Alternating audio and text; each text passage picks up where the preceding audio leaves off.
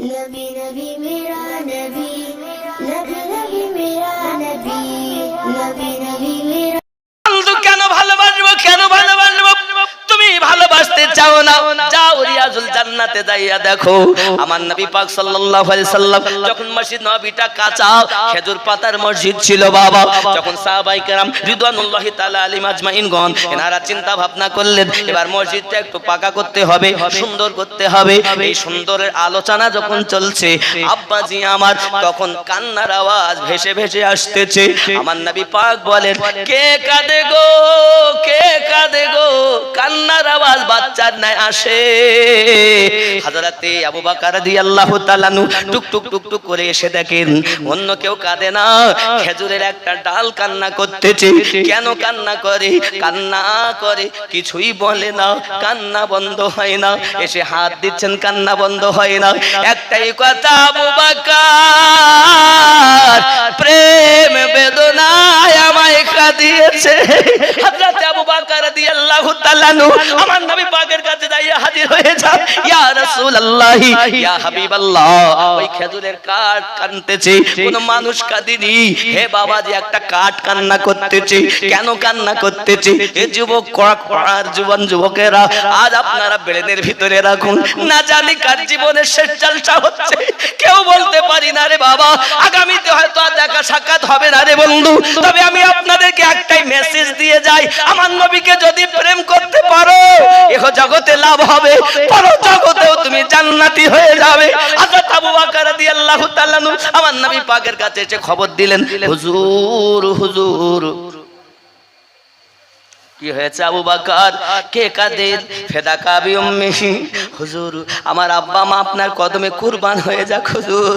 এই যে একটা খেজুরের কাঠ যেটাতে আপনি হেলান দিয়ে দিয়ে খুতবা দিতেন মসজিদের মধ্যে, সেই খেজুরের কাঠটা কান্না করতেছে। কেন কান্না করতেছে? সেই খেজুরের কাঠটা কান্না করতেছে। নবী আমার কেমন নবী দেখেন, শুধু গাছের নবী নয়, মাছের নবী নয়, বিশ্ব নবী বলে ছোট করো না। হে আমার সোনা মানিকেরা, আমার আল্লাহ 18,000 মখলুকাতের নবী বানাইয়াছেন, 80,000 আলমের নবী বানাইয়াছেন, তিনি হলেন আমাদের নবী। গর্ব আমাদের, ফখর আমাদের, আমরা তো বুক ফুলিয়ে বলতে পারি, এ যুবক জওয়ান বিশ্বের মানুষ তোমরা দেখো, আমরা এমন নবীর উম্মত যিনি সবার শ্রেষ্ঠ নবী, নবীদের ইমাম তিনি, এমন নবী যার প্রতি আল্লাহ দরুদ পাঠ করে। ফখর করে বলি, নবীর উম্মত হয়ে আমরা ফখর করি, ঠিক কিনা বলেন? যে নবীর উম্মত হওয়ার পরে এত ফখর, সেই নবীর উম্মত কি সুদ খাইতে পারে, মদ পান করতে পারে, গাঁজা খাইতে পারে? তওবা করুন। কিসের আশায় আছেন? কে আপনার কবরে যাবে? বাপ যাবে, মা যাবে, বিবি যাবে, সন্তান যাবে? যদি না যায় তাহলে এখনই তওবা করুন। আল্লাহ আজকের জলসা থেকে আমি তওবা করলাম, আর মিথ্যা কথা বলবো না আল্লাহ, আর নামাজ ছেড়ে দেব না আল্লাহ, আজ থেকে আর কুপথে যাব না আল্লাহ। দেখবেন আপনি নিজে যখন ফিরে আসবেন, আমার আল্লাহ আপনার প্রতি রহমত বর্ষণ করবে, নিশ্চিত আপনার জীবনের গুনাহ মাফ হয়ে যাবে। একদিন আমরাও নবীর শাফায়াত পেয়ে জান্নাতি হতে পারবো। বন্ধুরে, আমি জানি না কার জীবনের শেষ জলসা, আমি আমিনউদ্দিনেরও শেষ হতে পারে। এজন্য আমি শেষ মেসেজ একটাই মেসেজ, নবীকে প্রেম করা। কেন? গাছপালা, মাছ, সারা পৃথিবী আমার নবীরে মোহাব্বত করেছে, স্বয়ং আল্লাহ মোহাব্বত করেছেন। বাপজি আবু বকর রাদিয়াল্লাহু তাআলা যখন গিয়ে বললেন, হুজুর সেই খেজুরের ডাল কানছেন যে কাঠটা আপনি টেক দিয়ে দিয়ে খুতবা দেন। আহ, আমার নবী, দোজাহানের নবী, কলিজাটা যেন কেঁদে উঠেছে। আমার রাসূলের রহমতে ভরা নবী, উনি শুধু মানুষের জন্য রহমত। হায়, আমার রাসূল দোজাহানের বাদশা আজও মদিনার মাটিতে কাঁদতেছে, আর আপনি নবীর জন্য একবারও কাঁদেন না। আজকের এই মেহফিল থেকে যদি আপনি তওবা করে দু ফোঁটা চোখের পানি আমার রাসূলের ইশকে ফেলাতে পারে, হাসরের মাঠে নাজাতের ওসিলা হতে পারে। বন্ধু খেয়াল করেন, রাসূল আমার উঠলেন, ওঠার পর টুক টুক টুক টুক করে যখন ঠিক ওই খেজুরের ডালের কাছে এসেছে, তো খেজুরের কাঠ আমার নবীর সঙ্গে কথা বলতেছে। জোরে বলেন ইয়া রাসূলুল্লাহ। আমার নবী কাঠের কথা বুঝতেছেন, যে কাঠটার নাম হলো উস্তুনে হান্নানা, আজ থাম্বাতে পরিণত করা আছে। হুজুর, হাই তুমি কাঁদো কেন? ইয়া রাসূলুল্লাহ, ইয়া হাবিবাল্লাহ, কাঁদবো না তো কি, আমার কত শান্তি লাগতো, মজা লাগতো যখন আপনার নুরানি বদন, নুরানি হাত মোবারক আমাকে স্পর্শ করে থাকতো। হুজুর, আমি নিজেকে ধন্য মনে করতাম গো নবী। কাঁদছো কেন? মসজিদ নববী তৈরি হবে সুন্দর করে, আমাকে তো দূরে রেখে দেবেন, আর তো কাছে নেবেন না, আপনার স্পর্শ থেকে আমি দূরে চলে যাব, এই জন্য আমি কাঁদি হুজুর, এই জন্য আমি কাঁদি। আমার নবী বলেন উস্তানে হান্নানা, তুমি কেঁদো না, কান্না বন্ধ হয়ে যায়। কিন্তু বাবাজি আমার দেখবেন সন্তান কান্না করে, তার খালা কোলে নেয়, কান্না বন্ধ হয় না, দাদি কোলে নেয়, কান্না বন্ধ হয় না, দেখবেন দাদু কোলে নেয়, কান্না বন্ধ হয় না, মা জননী রান্না ফেলে চট করে এসে বাচ্চাটারে কোলে নেয়, ওরা কোলে নিলে কান্না বন্ধ হয় না। মা কোলে নিয়েছে, মা বাচ্চার কান্না বন্ধ হয়ে গেছে। বাচ্চা ছোট হলেও তো তার মায়ের কোলটা বোঝে। আমার নবী তো জাহানের নবীকে কাট চেনে জানে বোঝে, হাত দিয়েছে কান্না বন্ধ। ওগো নবী, সব নাই তো সইব, কিন্তু আমার কয়েকটা আরজি আপনার কাছে আছে। কি আরজি বলো? ইয়া রাসূলুল্লাহ, ইয়া হাবিবাল্লাহ, আমি আপনার পাশে শুইতে চাই হুজুর। জোরে বলে নবী গো, আমি রিয়াজুল জান্নাতে থাকতে চাই। আজও পর্যন্ত সে রিয়াজুল জান্নাতের কাছে খাম্বা আকারে তাকে রাখা হয়েছে। খোদার কসম, নবী যেমন জিন্দা, ওস্তনে হান্নানাও জিন্দা।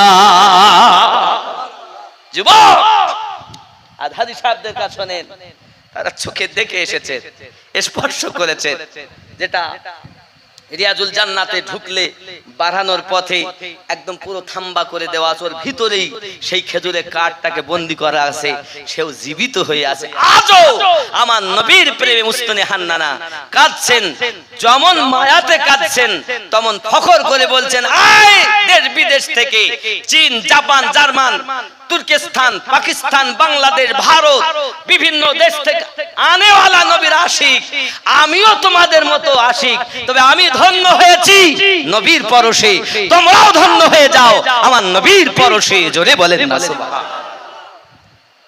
যুবক, সেই নবীকে মহব্বত করো, যে নবীকে কাঠে মহব্বত করেছে, যে নবীকে পাথরে মহব্বত করেছে, যে নবীকে চাঁদ পর্যন্ত হুকুমাত যে নবীর চলেছে। আপনি হয়তো বলবেন নবী তো আমাদেরই মতো, আপনাদের মাঝে কিছু মৌলবি আসবে এমন দেখবেন, তার নবী তো আমাদের মতো মানুষ বলে, ইউটিউব খুললেও দেখা যায়, দেখা যায় না বাবা? আমি এখন তাদের বলতে চাই কয়েকটি কথা। আমারও হাত নবীরও হাত, ঠিক নেই? আমাদের হাত উঠলে কিছুই হয় না, আর আমার রসুলে পাকের হাত মোবারকা উঠেছে তো ডুবান্ত সূর্য মাওলা আলীর আসরের নামাজের ওয়াক্ত বানিয়ে দিয়েছে। তুমি যদি বলো আমারও আঙ্গুলি আছে, রসুলে পাকের আঙ্গুলি আছে, যুবক আমি তোমাকে বোঝাতে চাই, আমার আঙ্গুলি উঠলে অনেক সময় বলে আঙ্গুল দেখিয়ে কথা কইও না, বলেন না? বলেন না? কথা কইবি ক, কিন্তু আঙ্গুল দেখাইয়া কথা কইবি না। যুবক, তুমি আঙ্গুল তুললে তোমার প্রতি মানুষ আরো রাগ বেড়ে যায়, তুমি আঙ্গুল উঠালে তোমার প্রতি আরো রাগ হয়। আর আমাদের নবী আঙ্গুলি মোবারক উঠালে আকাশের চন্দ্র দ্বিখণ্ডিত হয়ে যায়। তুমি যদি মনে করো আমারও আঙ্গুল নবী পাকেরও আঙ্গুল, তাহলে আমি তোমাকে বুঝাতে যাচ্ছি, জিহাদের ময়দানে 1400 সাহাবায়ে کرام রিদওয়ানুল্লাহি তাআলা আলাইহিম আজমাইন পিপাসায় কাতর হয়ে গেছেন। আমার নবী, আপনার নবী বললেন অল্প একটু পানির ব্যবস্থা করো। অল্প একটু পানি মুশকি যায় আনা হলো। আমার দরুদি নবী সঙ্গে সঙ্গে ওই মুশকি যায় হাত ভরে দিলেন, আর আমার দরুদি রাসূলের 5টি আঙ্গুল দিয়ে পানি দমকালের মতো বাড়ানো আরম্ভ হয়ে গেল। হে যুবক, তুমি যদি বলো আমারও হাত নবীরও হাত, তো নবী পাকের হাত মোবারকের পাওয়ার দেখো, অঙ্গলি মোবারকের পাওয়ার দেখো। এরূপ ভাবে আমি যদি নবীর হাত মোবারকের পাওয়ার বলি, জিন্দেগি শেষ হবে, তা আমার নবী পাকের হাত মোবারকের পাওয়ার শেষ হবে না। 2 নাম্বার 3 নাম্বার কথা বুঝাতে যাচ্ছি সংক্ষিপ্ত ভাবে। আপনি যদি বলেন সব ছেড়ে দিলাম, নবী পাকের পায়খানা মোবারক, পায়খানা মোবারক, পেশাব মোবারক, কোন দিক থেকে তুমি নবীর মতো আমাকে বুঝাও। একটা দিক থেকে নবীর মতো না। পায়খানা মোবারক, পেশাব মোবারক, আমার নবী পাকের পেশাব মোবারকা পান করে নিয়েছেন, দেহ মোবারকা থেকে খুশবু আসতেছে।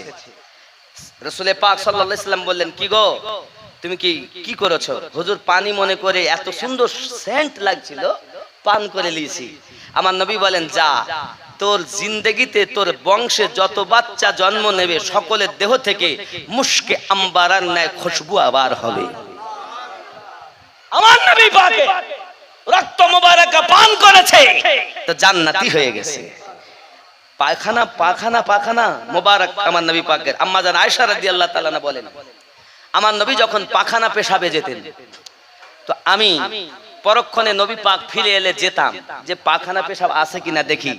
তো পায়খানা পেশাব তো কিছুই পেতাম না, কস্তুরীর সুগন্ধ পেতাম। কোন দিক থেকে তুমি নবীর মতো?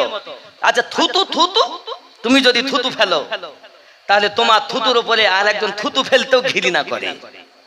আর আমার নবী পাকের থুতু মোবারক দেখো, থুতু মোবারক, নবী মোবারক, নবী যেমন পাক, রাসূলে পাকের থুতু পাক।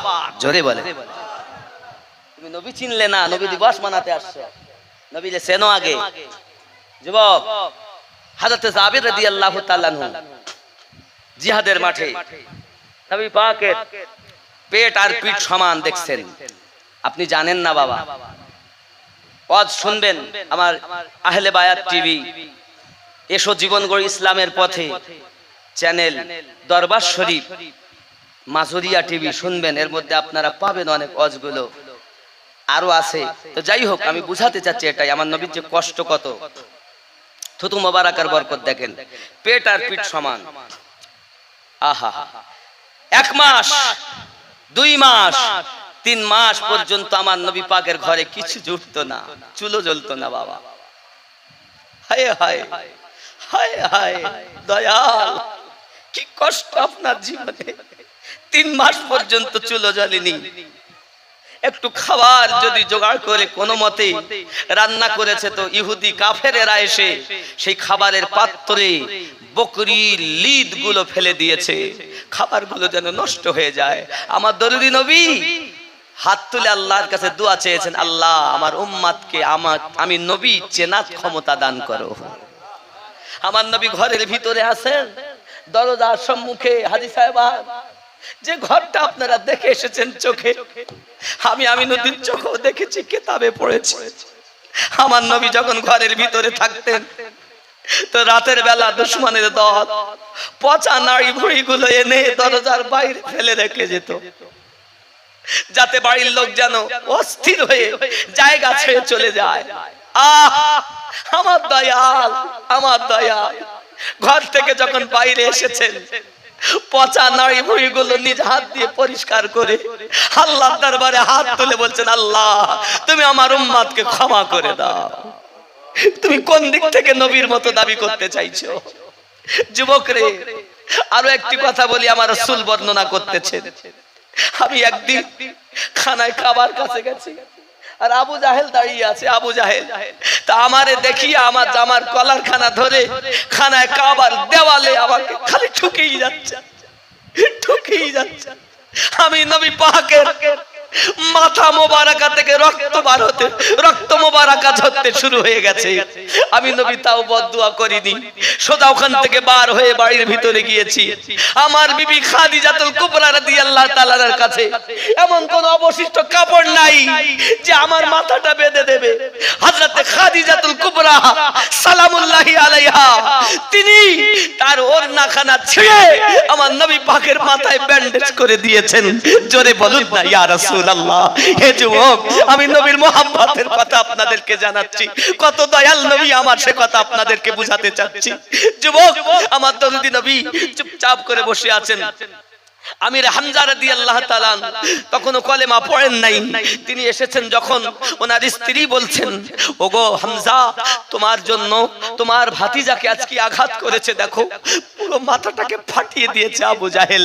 সঙ্গে সঙ্গে হযরত আমির হামজা রাদিয়াল্লাহু তাআলা উনি চলে গেলেন, যাইয়া হযরত আপনার কিনা হযরতে আমির হামজা রাদিয়াল্লাহু তাআলা আবু জাহেলের কাছে গিয়ে তাকে ধরেছে কলোয়ারখানা ধরে কাবার সঙ্গে সেরকম ভাবে মেরে তারও মাথা ফাটিয়ে দিয়ে। এমন কোন মায়ের লাল নাই যে আমির হামজা রাদিয়াল্লাহু তাআলার মোকাবিলা করে। উনি ওখান থেকে সঙ্গে সঙ্গে চললেন আমার নবী পাকের ওই বাসায়, যেটা আজ হলুদ রঙের ঘর লাইব্রেরিতে পরিণত। আমার নবী পাক বসে আছেন, হাত দেখে মাথাটা ব্যান্ডেজ করা। সঙ্গে সঙ্গে বলছেন, আয় আয় মুস্তাফা, আমি হামজা তোমার চাচা বলছি, তোমার চাচা বলছি, যে তোমাকে আজ মেরেছে আমি তাকেও মেরে এসেছি। আমার নবী বলছেন, আয় আমার চাচা হামজা। আমি নবী সন্তুষ্ট হতে পারিনি, আমি নবী সন্তুষ্ট হতে পারিনি। আমি এসেছি সব পথ ভোলাদেরকে পথ দেখানোর জন্য, আর তুমি এসেছো প্রতিশোধ নিতে। আমি না এসেছি চাচা সংহার করিতে। তুমি কেন চাও চাচা প্রতিশোধ নিতে? হিংসা ছাড়ো, দোয়া করো মক্কাবাসী পথ ছাড়িয়া কুফারি চাল হও দিনদার। আয় চাচা, আজ আমি নবী সন্তুষ্ট হতাম যদি আপনার জবানে দেখতে পেতাম লা ইলাহা ইল্লাল্লাহু মুহাম্মাদুর রাসূলুল্লাহ সাল্লাল্লাহু আলাইহি ওয়াসাল্লাম। চিৎকার মেরে কান সুবহানাল্লাহ। বাবজি, প্রেমের কথা আমার নবী কত কষ্ট করেছে দেখেন। শুধু তাই নয়, নবী আমার যখন নামাজ পড়তে গেছেন, আমার রাসূল পাকের পিঠ মোবারকার উপরে নাড়ি ভুঁড়িগুলো এনে চাপিয়ে দেওয়া হয়েছে। রাসূল আমার মাথা তুলতে পারছেন না। এই যুবক, আজ যে নামাজি বানানোর জন্য নবী আমার এত কষ্ট করেছেন, আর আপনি আরামে খাচ্ছেন আর নামাজ ছেড়ে দিচ্ছেন কেন? কেন? নবী দিবস মানালেই সব পার হয়ে যাবে? সবক নিতে হবে, এখান থেকে শিক্ষা গ্রহণ করতে হবে, তওবা করতে হবে, নিজেকে পরিবর্তন করতে হবে। যদি আপনি না করেন তাহলে বেকার হয়ে যাবে জীবনটা বাবা। এজন্য অনুরোধ করব আপনাদের কাছে, রাসূল করিম রউফুর রহিম সিরাজাম মুনির নবী আমার কি কষ্ট, পেট আর পিঠ সমান হয়ে গেছে। জাবের রাদিয়াল্লাহু তাআলা বাড়িতে গেছেন, দেখেন 6 মাসের একটা ছোট ছাগল আছে বাড়ি। কয় মাস? ছাগলের বয়স কয় মাস? জোরে বলেন। 6 মাস। বিবিকে যাইয়া বলছে, বিবি রে, আমি রাসূলের পাকের কষ্ট সইতে পারি না। আমি দেখছি পেট আর পিঠ সমান, কিন্তু রাসূলের পাকের পেটে পাথর বাঁধা। হায় হায়, দুঃখী জনের ঘরে ঘরে। আয় আমার আলিমউদ্দিন নকশবন্দি রহমাতুল্লাহ আলাইহি লিখছেন, দুঃখী জনের ঘরে ঘরে ওরে খাই নাই কে তার সন্ধান করে রে, পাথর বেঁধে পেটের পরে নিজে রাত্রি কাটালো, এতিম হালে মা আমিনার কোলে রহমত নেমে এলো। কে আছে এরকম দরদি?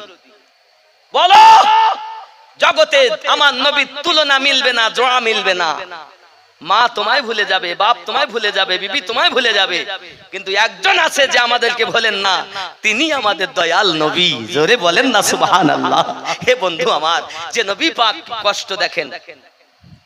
এখন বকরিটারে জবাই করেছেন, করে বিবিকে বলছেন, বিবি তুমি জলদি করে রান্না বাড়া করো, আমি নবীকে দাওয়াত দেই। তো বিবি ডাক দিয়ে বলছেন, শোনো, দাওয়াত কিন্তু বেশি দিবে না, কারণ ছোট একটা ছাগল, আবু বকর ওমর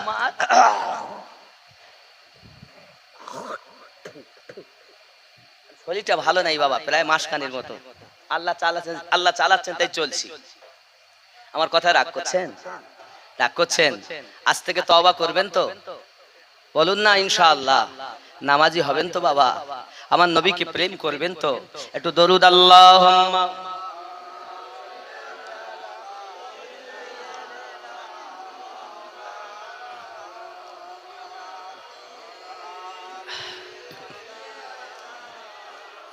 বন্ধুরে আমার, হযরত জাবের রাদিয়াল্লাহু তাআলার স্ত্রী বলেন, আমার স্বামী আপনি মাত্র 3 জনকে দাওয়াত দেবেন, নবী, আবু বকর আর হযরত ওমর রাদিয়াল্লাহু তাআলা, এর বেশি যেন দাওয়াত দেবেন না, কারণ 6 মাসের ছাগল 3 জনারিতেই কি হয় তার ঠিক নাই। হযরত জাবের রাদিয়াল্লাহু তাআলা বাড়ি গেলেন, যাওয়ার পরে বলছেন, বাড়ি থেকে রওনা দিয়েছেন নবী পাকের দরবারে, গিয়ে আমার রাসূল পাকের নিকটে যাইয়া বলছেন, আমার পিতা, সাহাবীদের আদব, আমার আব্বা এবং মা আপনার কদমে কুরবান নবী গো, বাড়িতে একটা ছাগল জবাই করছি, 6 মাস তার বয়স হুজুর। এখন আপনার, আবু বকরের আর ওমর 3 জনের দাওয়াত রইল আমার বাড়ি। সুবহানাল্লাহ। যখন জাবের রাদিয়াল্লাহু তাআলা দাওয়াত দিলেন, নবী আমার সঙ্গে সঙ্গে দাওয়াতটি ওই 1500 সাহাবীর মাঝে ঘোষণা করে দিলেন যে জাবের রাদিয়াল্লাহু তাআলা আমাদেরকে দাওয়াত করেছে। ও যুবক, আমার নবী পাকের থুতু মোবারকার পাওয়ার দেখো। খালি নবী নবী করলে নবী পাওয়া যায়? জীবনে বাস্তবায়ন করো। এবার সাহাবায়ে কেরাম রিদওয়ানুল্লাহি তাআলা আলাইহিম আজমাইনগণ কতজন? 1500। দাওয়াত দিলেন কজনের? হবে কেমনে? কি করে হয়? তুমি নবীর সঙ্গে তুলনা করছো নিজেকে? পাগল মৌলবি তুমি, যেই বলো এই লেকচারার আমরা মৌলবিরা আপনাদের শেষ করে ফেলেছি। আমরা যদি এক হতাম, একই রকম ভাবে বার্তা দিতাম, তাহলে পৃথিবীর মানুষ এক নবীকেই মহব্বত করত। ঠিক কি না বলেন? ওই রাসূলের দরুদ পড়তো। কিন্তু আজ কেউ বলছে মিলাদ নাই, কেউ বলছে কিয়াম নাই, কেউ বলছে দরুদ নাই, কেউ বলছে নবী আমাদের মতো মানুষ। জোরে বলুন নাউযুবিল্লাহ। আল্লাহ তাদের বুঝ শক্তি দান করুন। যুবক, হযরত জাবের রাদিয়াল্লাহু তাআলা আনহু চিন্তা করছেন, 3 জনের দাওয়াত দিতে বলল বিবি আর 1500। তো যাক, কিছু নাই, মনটা খারাপ। নবী দাওয়াত দিয়েছেন, বাড়িতে এসেছেন, তার আগে গিয়ে বলছেন, বিবি সর্বনাশ হয়ে গেছে। কি হয়েছে? কি হয়েছে? তুমি তো আমারে 3 জনা দাওয়াত দিতে কইছো। আমি সেটাই কইছি, রাসূল পাককে সেই দাওয়াতটাই দিয়েছি। কিন্তু যত সাহাবায়ে কেরাম রিদওয়ানুল্লাহি তাআলা আলাইহিম আজমাইনগণ ছিলেন, নবী সবকে দাওয়াত দিয়ে দিয়েছেন। কতজন মতো? 1500। জোরে বলেন। কি দাওয়াত আপনি কয়জনকে দিয়েছেন? 3 জনকে। নবী আর এই 1500কে, মানে 1498 জন, মানে নবী বাদে তো 1500 সাহাবী নাকি? তাহলে 1498 জনকে দাওয়াতকে দিয়েছেন, নবী দিয়েছেন। নবী যখন দিয়েছেন, চিন্তা আমাদের নাই। জোরে বলেন। বিবি হবে তা কত নেককারিনী হওয়া দরকার দেখেন। আর আমাদের বাড়ি যদি হইতো কি হইতো? হ্যাঁ গো, 3 জনের রান্না করে যদি 1500 লোক হইতো, বাড়ি ছাড়িয়ে তুমি হয়তো বউ। ঠিক কিনা বলেন? এই বাড়ি ছাড়িয়ে লজ্জায় আর বাড়ি তো দাওয়াত দিলাম 3 জন, 1500 1500 লোক নিয়ে চলিস। বিবি নেককারিনী। আজকালকার আমার এই মায়েদের মতো সিরিয়াল দেখা মা ছিলেন না। তারা আমার নবী পাককে দেখে কলেমা পড়ে ঈমানদারিনী হয়েছিলেন। জোরে বলেন। আমার মা, আমার বোন যারা আমার বক্তব্য শুনছেন ঘর থেকে, বাড়ি থেকে, পর্দা থেকে, তারা শিক্ষা গ্রহণ করুন যে কেমন মা ছিলেন তারা। বলছে হুজুর নবীর ঠিকানা কি আউলিয়ারা দেবেন? জি হ্যাঁ, নবী পাক আল্লাহর ঠিকানা দেবেন। আল্লাহ তো নিজেই বলেছেন নবী পাকের দরবারে যেতে। অনেকে খানায় কাবা তওয়াফ করে বলে আর আমরা মদিনায় যাব না, মানে কাবা পেয়ে গেছে তো সব পেয়েছে। ও বন্ধু, কাবা তুমি পেতে না যদি আল্লাহ আমাদের নবীকে নবী করে না পাঠাতেন। কাবা পেয়েছেন নবীর ওসিলায়। আমাদের নবী কাবার ও কাবা, এজন্য দেখবেন খানায় কাবায় মেজাবে রহমত মানে একটি নল রাখা আছে, ওই নল দিয়ে পানি পড়ে। এবার খুব বৃষ্টি হয়েছে, এবার হজে বৃষ্টি হয়েছে, হয়তো আপনারা তখন ছিলেন কিনা জানি না। তবে ওই যে মেজাবে কাবা ছাদে যে পানিটা পড়ে আর ওই মেজাই রহমত, ওই যে নল দিয়ে পানিটা আসে, তো লোক পাগলের ন্যায় ওই পানি ধরে নেয়। সুবহানাল্লাহ বলেন। মেজাবে রহমতটি রয়েছে বাবা ঠিক আমার নবী পাকের রওজা মোবারকের দিকে। আপনার নলের মুখটা করা রয়েছে। যুবক আমার, আমি বোঝাতে চাচ্ছি কাবা থেকে আমাদের নবীর দাম বেশি। জোরে বলো। যদি বলেন আমিনউদ্দিন ভাই নবী পাকের দরবারে আল্লাহ যেতে বলেছেন, এর দলিলটা কোথায়? অবশ্যই দলিল দেব, তবে নবী আগে কাবার কাবা কিনা আগে দেখি। যুদ্ধের ময়দান থেকে নবী আমার ফিরে এসেছেন, আসার পরে টুকটুক টুকটুক করে খানায় কাবা ছাদের উপরে বেলাল রাদিয়াল্লাহু তাআলা আনহুকে উঠিয়ে দিয়েছেন। ওগো বেলাল, কাবা ছাদের উপরে ওঠো। যেই না বেলাল খানায় কাবা ছাদের উপরে উঠেছেন, নবী আমার বললেন বেলাল তুমি আমার দিকে ফিরে আজান দাও। নবী অর্ডার দিয়েছেন আজান পড়ো। তাহাবশী বেলাল বলছেন হুজুর ইতিপূর্বে আজান দিয়েছি আমি কাবার দিকে মুখ করে। জঙ্গলে থাকলেও, ময়দানে থাকলে, পাহাড়ে থাকলে নামাজের সময় হয়েছে, আপনি আজান দিতে বলেছেন, আমি আজান দিয়েছি কাবার দিকে মুখ করে। কিন্তু আজকে কাবা তো আমার পায়ের নিচে, আমি কোন দিক ফিরে আজান দেব? নবী বললেন বেলাল তুমি আমার দিকে ফিরে আজান দাও। কেন জানো বেলাল? তুমি জেনে রেখে দাও, মহান আল্লাহ পাক যদি তোমার নবীকে সৃষ্টি না করতেন, কাবা সৃষ্টি হতো না। এই জন্য আমাদের নবী হলেন কাবার ও কাবা।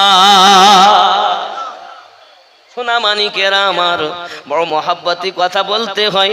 তাহলে কোরআন শরীফ থেকে আমরা প্রমাণ নেব। আল্লাহ পাক আল্লাহ তাআলা কেমন করে বলেছেন যে নবীর দরবারে যাও, এক শ্রেণীর মানুষ মানে দেখবেন দল হবে 73টি, 72টি জাহান্নামী হবে, একটা দল জান্নাতি হবে। এখন ইউটিউব খুললে ইন্টারনেটের মাধ্যমে দেখতে পাই আমাদের মতো লেকচারার বক্তারা বলছে জিয়ারাতের নিয়তে মদিনায় যেও না, হজের নিয়তে যদি যাও হজ হবে। হজের গাইড বুক বইতেও এটা লেখা আছে, হজের নিয়ত করে যেতে হবে। বন্ধুরে বন্ধুরে, তোমার জানা দরকার, তুমি মৌরির কাছে গেলে জমি রেজিস্ট্রি হবে, মৌরি জমি লিখে দেবে সব খতিয়ান, কত দাগ ডাইনে বামে আগে পিছনে করে দেবে। কিন্তু তোমার ওই দলিলের উপরে যদি সরকারি স্ট্যাম্প না থাকে, অফিসারের কাছে তোমাকে যেতে হবে। যদি না যাও স্ট্যাম্প পড়বে না, ছবি সহ তোমার এখন নেবে, 10 আঙ্গুলের টিপ নেবে। বাবাজি আমার সোনা মানিকেরা, তুমি ওখান থেকে মদিনায় যাবে, আমার নবীর মসজিদ নববীতে যাইয়া এই 10টা আঙ্গুল দিয়ে যখন তুমিও টিপ সই দেবে, আমার নবী তখন তোমার এই হজ করা খানায় কাবা তুমি হজ তওয়াফ করেছো, ওই তওয়াফে স্ট্যাম্পটা আল্লাহর তরফ থেকে পড়ে যাবে। আর আল্লাহর তরফ থেকে যখন স্ট্যাম্প পড়ে গেল, তুমি হাজী হয়ে গেলে।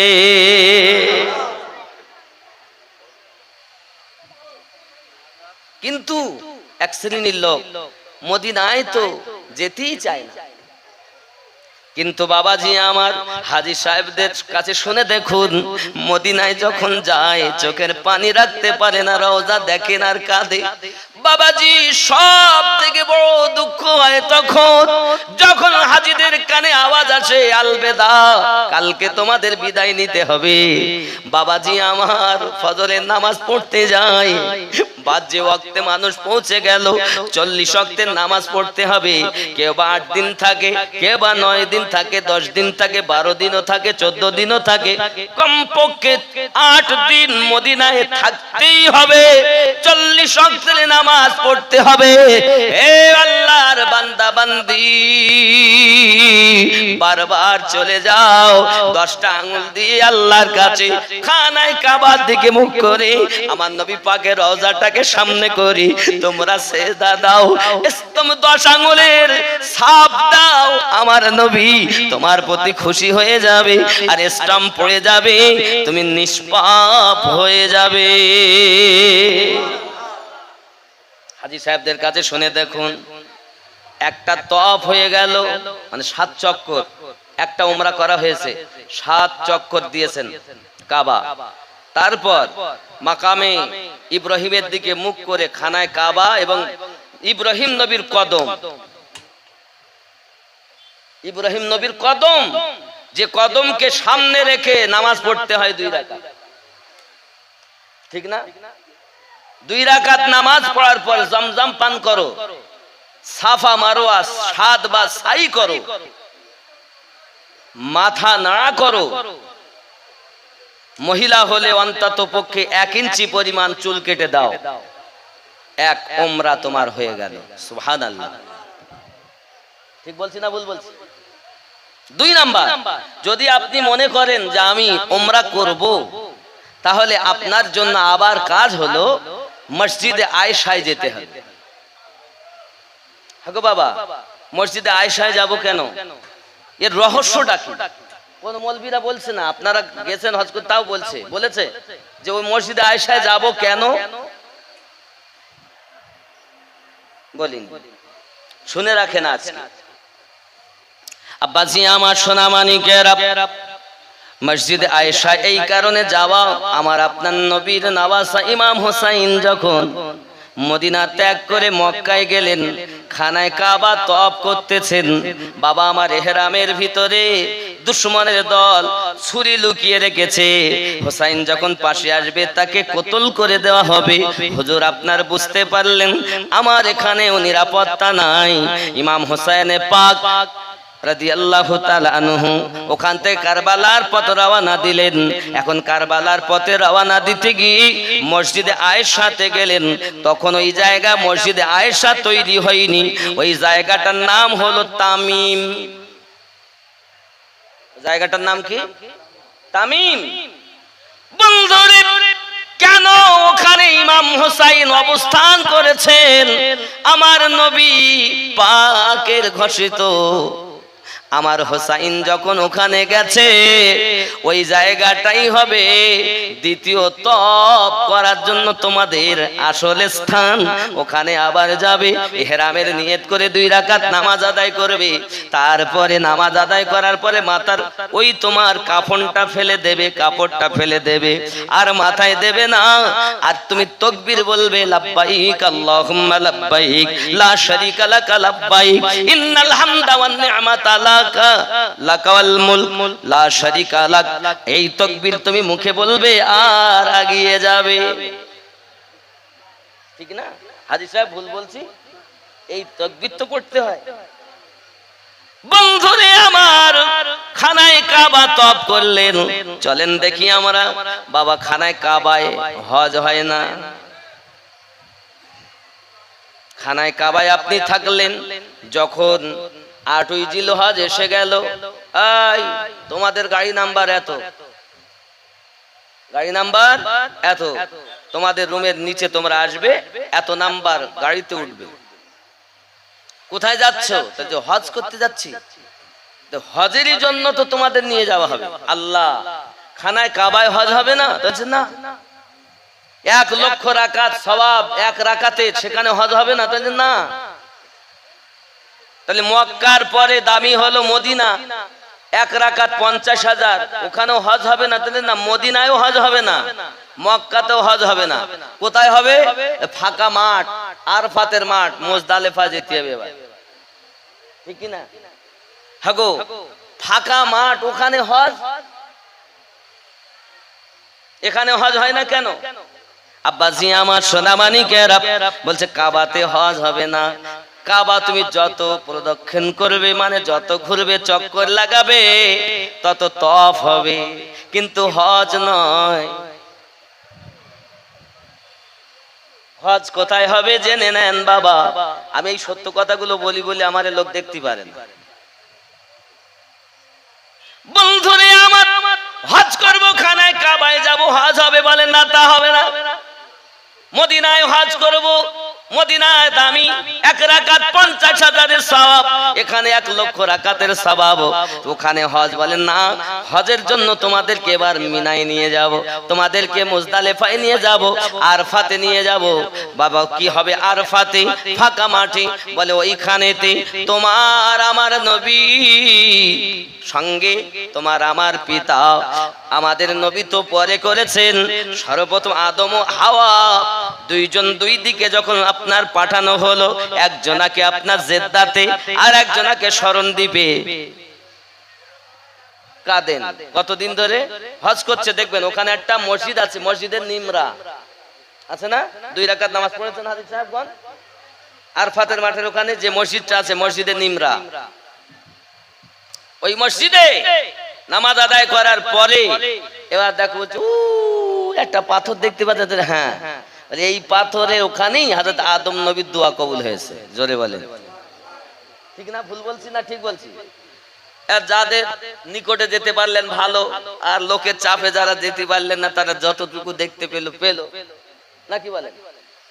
এখন ওখানে দোয়া চাও, কি আল্লাহর কাছে খালি দোয়া চাও, আল্লাহ যেন তোমায় মাফ করে। আল্লাহ তুমি মাফ করে দাও, আল্লাহ তুমি ক্ষমা করে দাও, আল্লাহ তুমি মাফ করে দাও। এইভাবে তো তোমার ক্ষমা হবে না। হজ বুঝাচ্ছে এবার হজ আপনাকে, জানি না গাইড বুকে আপনাদের কি বুঝিয়েছে লোকজন। শুধু আল্লাহর কাছে যদি আপনি চান আল্লাহ আমাকে মাফ করে দেন, আপনার মাফই হবে না। কেন হবে না? আদম নবীর যেভাবে মাফ হয়েছে, তুমি সেইভাবে চাইলে মাফ হবে।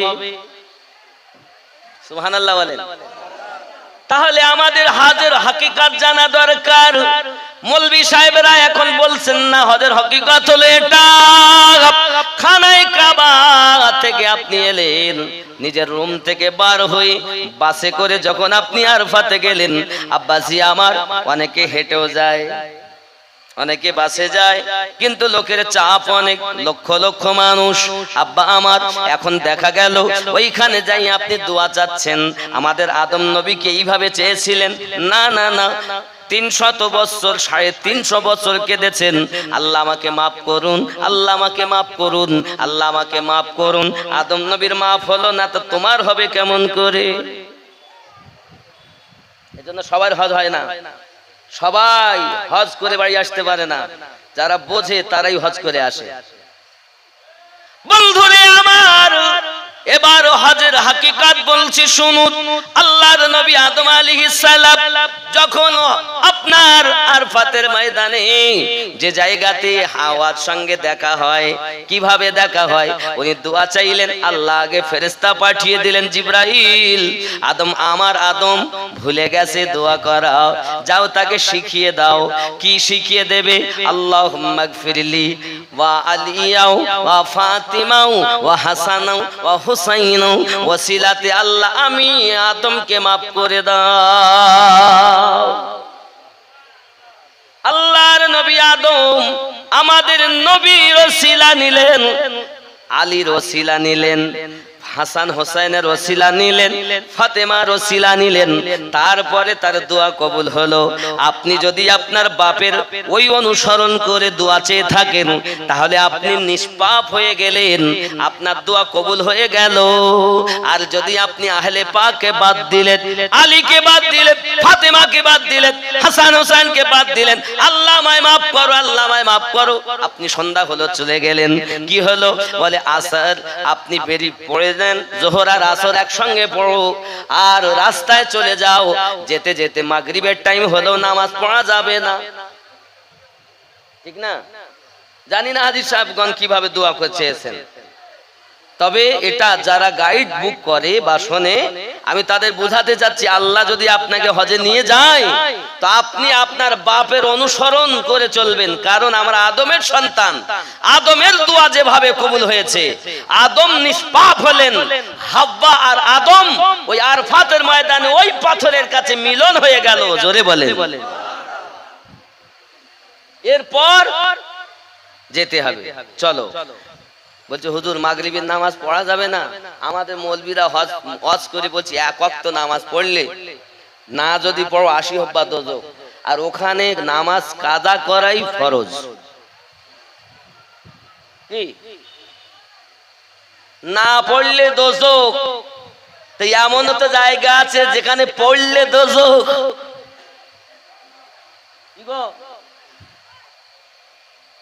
এখানে ওয়াজ করে বলছে বলে দেওয়া দরকার ছিল বাবা, আবার পড়লো 80 হব্বা দোজখ। জায়গা পার্থক্য। বাড়ি থাকবে, গাড়িতে থাকবে, রাস্তায় থাকবে, তোমার নামাজ পড়তে হবে, মাপ নাই। হজে যখন যাবে, ওই হজে গেলে আরফাত থেকে এবার মুজদালিফায় মিনার দিকে যেতে হবে। এই যাওয়া পথে যোহর আসর একসঙ্গে পড়ো। বলে হুজুর আসরের টাইম হয়নি, তা পড়তে হবে? হ্যাঁ, একসাথে দুটি নামাজ পড়তে হয় না? ঠিক বলছি না ভুল বলছি? পড়েছেন তো? ওখান থেকে এবার মাগরিব কাজা, রাত 12টাতে গেলেও সেইখানে তাবুতে যেখানে যাবেন ওখানে গিয়ে পড়তে হবে। এবার কাজা করে মাগরিব পড়তে হবে, ঠিক নি? তারপরে কি? আর পাথর গোনো, পাথর খোটো, পাথর খুঁড়তে লেগেছে, খুঁটিয়ে সব জানে হাজী সাহেবরা। এরপরে আমি খুব গুরুত্বপূর্ণ কথাগুলো বললাম, যেগুলো স্বাভাবিকত শতকরা 99% হাজীকে বলা হয় না, তাই আমি বলে দিলাম। এখন আমার হজের মূল উদ্দেশ্য না বলার, মূল উদ্দেশ্য হলো আমার নবীর সম্মান জানানো দরকার। একটু দরুদ আল্লাহুম্মা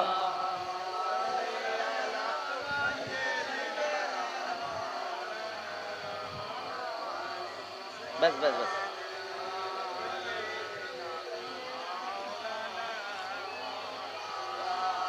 खूब मोहब्बत अल्लाहुम्मा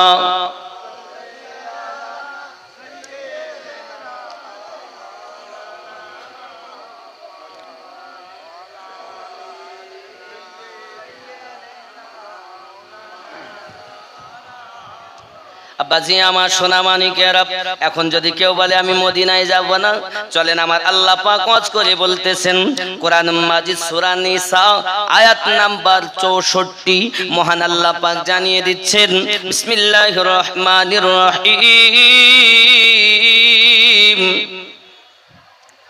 ولو أنهم إذ ظلموا جاءوك فاستغفروا الله واستغفر لهم الرسول لوجدوا الله توابا رحيما। জোরে বলুন সুবহান। হে বাবাজিরা আমার, আল্লাহ পাক জানাতে যাচ্ছেন আমার বান্দা বান্দি, তোমরা যদি তোমাদের জানের প্রতি জুলুম করে ফেলো, ওয়ালাউ আন্নাহুম ইযু যালামু, যদি তোমরা তোমাদের জানের প্রতি জুলুম করো, তাহলে কি করো? ওয়ালাউ আন্নাহুম ইযু যালামু জাউক, তাহলে তোমরা আমার নবীর দরবারে চলে যাও। নবীর দরবারে যাইয়া কি করব? ফাস্তাগফিরুল্লাহ, আমি আল্লাহর কাছে ক্ষমা ভিক্ষা করো। আস্তাগফার লাহুমুর রাসূল, আর আমার নবী তোমাদের পক্ষ থেকে আমি আল্লাহর কাছে ক্ষমা ভিক্ষা চাইবে। লাওয়াজাদুল্লাহ তাওয়াবার রহিমা, আমি আল্লাহ পাক তোমাদের জীবনের গুনাহ maaf করে দেব, গফুরুর রহিম হয়ে যাব। তুমি বলছো নবীর দরবারে যাব না, আর আল্লাহর নবীর দরবারে তো যাবে মোহাব্বত করে যারা। হে নবীর দেশে চলো না, জিয়ারতে ওই মদিনা, স্বপ্নে আমি দেখি সোনার মদিনা। জোরে বলুন সুবহানাল্লাহ। আমার নবী নূরের ছবি, দো জাহানের নূরের নবী, সেই নবীকে দেখা কার তরে মন হলো মোর দিওয়ানা স্বপ্নে আমি দেখি সোনার মদিনা স্বপ্নে আমি দেখি সোনার মদিনা নবীর দেশে চলো না জিয়ারতে ওই মদিনা স্বপ্নে আমি দেখি সোনার মদিনা জোরে বলুন সুবহানাল্লাহ বন্ধুরে বাবারে নবী পাকের রওজা মোবারক আছে হাজী সাহেব যখন আসেন চোখের পানিতে তাদের বুকটা ভেসে যায় বাবা দাড়ি মোবারকটা ভিজে যায় হয়তো জীবনের মতো শেষ আশা হলো আর নবী গো তো আপনার ওসিলায় কোরআন পেয়েছি নামাজ পেয়েছি রোজা পেয়েছি আর হয়তো আপনার দরবারে আসতে পারবো না অনেক জয়ীব মানুষ আল্লাহর হাবিব রুহানি দোয়া রাখবেন রওজা আমাদের ধরতে দিল না দূর থেকে রওজা দেখেছি এই ছিদ্র দিয়ে দেখো আবু বকর রাদিয়াল্লাহু তাআলা শুয়ে আছেন ডাইনে বামে শুয়ে আছেন ফারুক আজম মিডলতে আমার দয়ার নবীর রওজা মোবারক জোরে বলুন না ইয়া রাসূলুল্লাহ হে বাবাজিরা আমাদের নবী কি মারা গেছেন না জীবিত যারা আমার নবীর রওজায় যায় নবী কি দেখেন না বাবাজি আমার খেয়াল করুন আমরা দলিল থেকে নেব এই যে আয়াত সূরা নিসা তেলাওয়াত করতেছি এই আয়াতের ব্যাখ্যাতে লিখতেছেন বাবাজি আমার কি লেখা হচ্ছে জানেন মদিনার একজন ব্যক্তি নিজেকে পাপী মনে করেছেন নিজেকে গুনাহগার মনে করেছেন নিজেকে গুনাহগার মনে করে আপনার কিনা রাসূল পাকের রওজার কাছে যাবেন কারণ আয়াতে আল্লাহ বলেছেন আমি আল্লাহ ক্ষমা দেব নবীর দরবারে যাও নবী যদি আমি আল্লাহর কাছে সুপারিশ করে আমি আল্লাহ তোমায় ক্ষমা করে দেব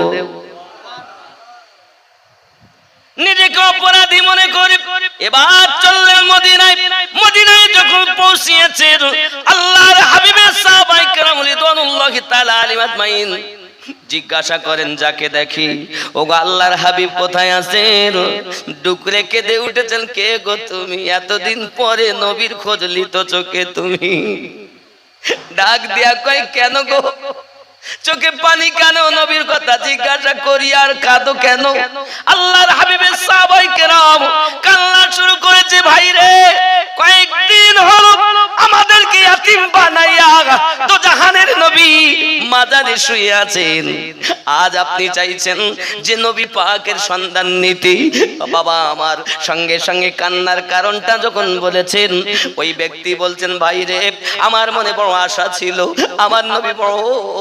আমার নবী পাকের কাছে যাব যাওয়ার পরে আমি ক্ষমা ভিক্ষা চাইবো আল্লাহর কাছে তওবা করব আমার নবী আমার জন্য আল্লাহর কাছে সুপারিশ করবেন আর আল্লাহ আমাকে মাফ দেবেন কোরআন মাজিদে সূরা নিসা আয়াত 64 তার প্রমাণ দেয় এইজন্য আমি পাপী মনে করি আমি রাসূল পাকের কাছে এসেছি কিন্তু আপনারা তো বলছেন নবী পর্দায় চলে গেছেন এখন আমার উপায় কি আল্লাহর হাবিবের সাহাবায়ে কেরাম বলেন এই ভাইজান নবী মরে নাই রে নবী জীবিত যাও যাও যাও মাজারের কাছে যাও তোমার মনের আরজি জানাও আমার নবী মাজার থেকে তোমার সাহায্য করবে এ যুবক রে আপনি বলেন মরা নবী আর আমার নবী আমরা আহলে সুন্নাত ওয়াল জামাতের মানুষ জানি আমাদের নবী জিন্দা নবী একটা প্রমাণ নাই 226টি জায়গাতে লেখা আছে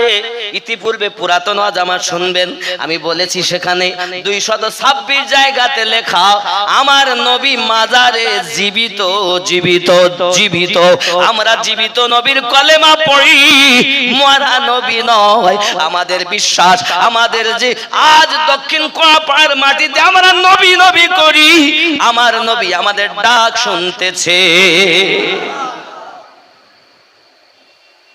এখান থেকে যদি নবী শোনেন তাহলে নিকটে গেলে কি অবস্থা কোরআন মাজিদে সূরা নিসা আয়াত তার প্রমাণ করে বাবা লেখা হচ্ছে তাফসীরের মধ্যে ওই ব্যক্তি এবার আপনার কিনা মাজারের নিকটে গেলেন এখন মাজারে যাওয়া যদি শিরক হতো ফতোয়া হলো জিয়ারত করা শিরক বেদাত বলছে না যদি শিরক হতো নবী সাহাবী কেন তাকে বললেন যাও রওজার কাছে বাবা আবার শিরকের ফতোয়া দেবে জিয়ারাতের নিয়তে যেও না। আমি বলি বাবা তোমার জানতে বুঝতে ভুল আছে বাবা। তুমি জানো না আমার নবীর যখন 6 বছর বয়স তখন আমার নবী তার আব্বার মাজার আম্মা জানা দাসীকে লইয়া জিয়ারাত করতে গেছে। তুমি শিরকের ফতোয়া দাও, তোমার একটু জ্ঞান করা দরকার যে শিরকের ফতোয়া দিচ্ছি কাদের প্রতি। তাহলে কি আমাদের নবীও শিরিক করেছেন?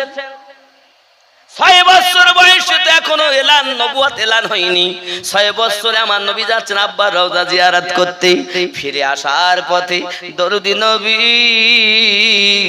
এ বাবা কি বলবো আমার নবীর শানের কথা। চলেন আমি খানায় রওজার কাছে ওই সাহাবীকে রেখে এসে নবী ওই ব্যক্তিকে তাবিনকে রেখে এসেছি বাবা, উনি ওখানে থাক, চলেন একটুখানি আমার নবীকে নিয়ে ঘুরে আসি। তো তাই আপনার তাইবা নগর থেকে নবী ঘুরে এসে এবার ইয়াসরিব দেশে নবী যাচ্ছেন, মানে নবী পাকের নানার লয়ে যাচ্ছেন মদিনায়। জন্ম হলো মক্কায়, কোথায় নবীর বাসা? ঠিক খানায় কাবা, তারপরে আপনার মাকাম ইব্রাহিম, তারপরে আবে জামজামের নলকূপ। আব্বাজি আমার ওখান থেকে ওখানে নল লাগানো আছে। এরপরে সাফা মারোয়া, সাফা মারোয়ার পরে আপনার কিনা সাফা এবং মারোয়ার অপোজিটে হাম্মাম খানা, যেটা আবু জাহেলের বাড়ি ছিল, সেটা হলো এখন পায়খানা পেশাবের ঘর।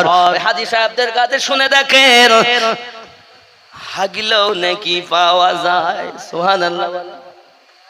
আজ পর্যন্ত কেউ বলেছে কোড়াপাড়ার মাটিতে কেউ যদি পায়খানা করে তো নেকি পাবে? বলেছে? কিন্তু আবু জাহেলের ভিটা হাম্মাম খানা, যেটা পায়খানা করলে নেকি পাওয়া যাবে, পেশাব করলে নেকি পাওয়া যাবে। কারণ এত বড় দুশমন জগতে দ্বিতীয় নাই, আমার নবীর সঙ্গে বিয়াদবি করেছে রে বাবা। ঠিক ওই হাম্মাম খানার অপোজিটে এখন সেটা হলুদ রঙের ঘর, লাইব্রেরিতে পরিণত করেছে। এটাই হলো আমার নবীজির জন্মভূম। জোরে বলুন ইয়া রাসূলুল্লাহ। বন্ধুরে আমার কথা মিলছে তো সব নাকি? একদম মিলছে। হাজী সাহেবদের তো আমি যখন বলছি একদম চোখে ভেসে উঠছে। এক তো চোখে দেখে এসেছেন, আর সেখানে চলে এসেছেন।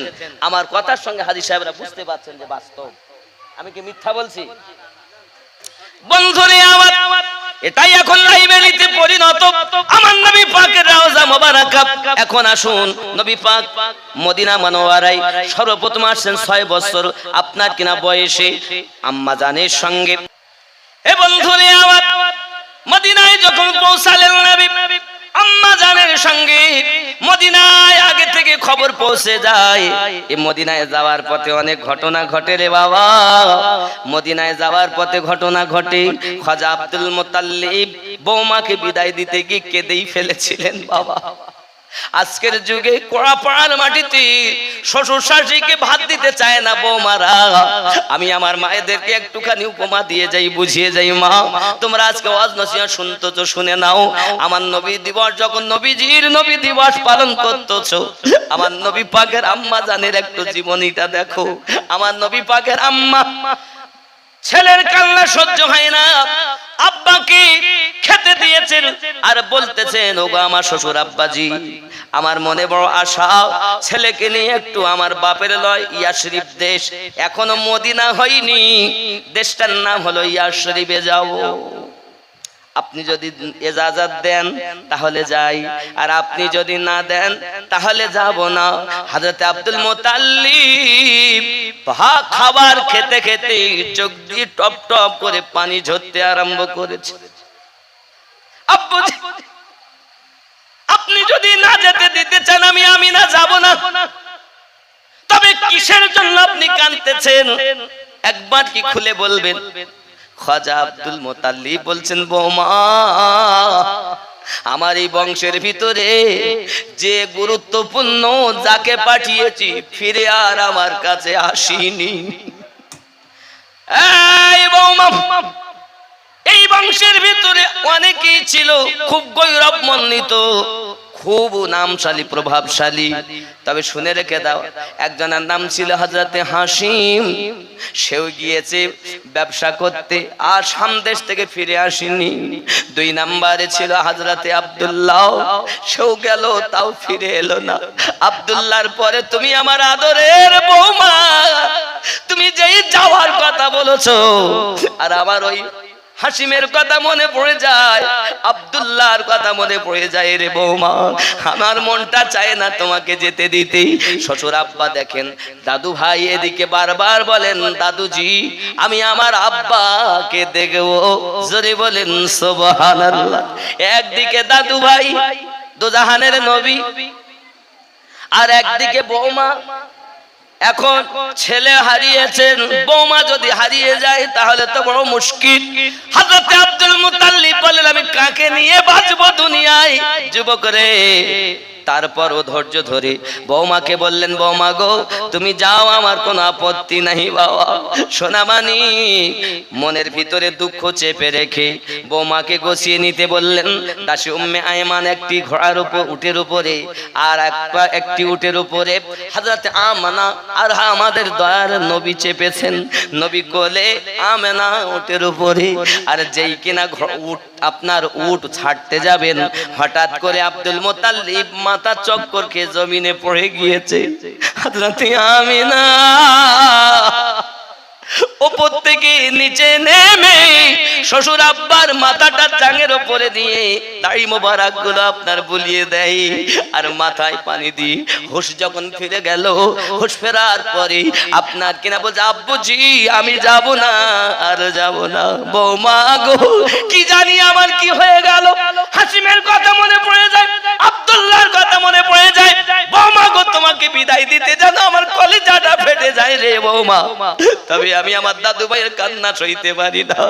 আব্বা হারিয়েছে আমার দাদু ভাই, আমি চাই না আমার দাদু ভাই আমার কাছে কাঁদবে, এতিম মুহাম্মদ আমার সম্মুখে কাঁদবে। আমি দাদু হইয়া সইতে পারি না। আমার আদরের নাতি না, আমার আদরের নাতি না, সে আমার কলিজার টুকরা।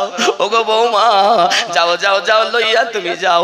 আমার নবী পাক সাল্লাল্লাহু আলাইহি ওয়াসাল্লাম এর সাথে করে নিয়ে শ্বশুর আব্বা যখন উঠে লাঠিটা করে দিয়ে যখন দাঁড়িয়ে গেছে, লাঠি ঠেকা দিয়ে, বৌমা যাও। এমন যত সময় আমার নবী পাক এবং হযরতে আমিনাকে আব্দুল মুত্তালিব দেখতে পান, তত সময় চোখ ফেরান না বাবা।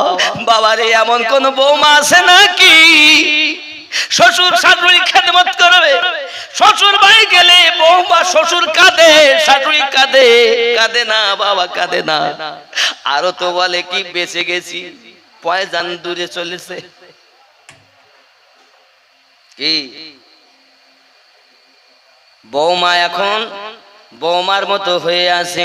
বৌমা হয়ে ঘরে আসলে হবে না রে বাবা, মেয়ে হয়ে ঘরে আসতে হবে। আর শাশুড়ি হয়ে ঘরে থাকলে হবে না, আম্মা হতে হবে। যদি শাশুড়ি না হয়ে মা হতে পারে, আর বৌমা না হয়ে যদি মেয়ে হতে পারে, সংসারে অশান্তি থাকতো না রে বাবা। আসলেই তো শাশুড়ি হয়েই থেকে গেল, বৌমা হয়েই থেকে গেল, আর সংসারে শান্তি পাওয়া গেল না। আমি অনুরোধ করব, আজ থেকে নবী দিবস থেকে সবক নিন। আজ থেকে আর শ্বশুর শাশুড়ির সঙ্গে ঝগড়া নয়, নিজের মায়ের এবং নিজের বাপের থেকে বেশি শ্বশুর শাশুড়িকে আদর যত্ন করব।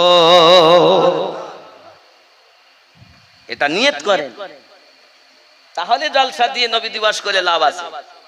আর যদি আপনি নাই করেন, যা তাই থেকে গেলেন, তো করে লাভ।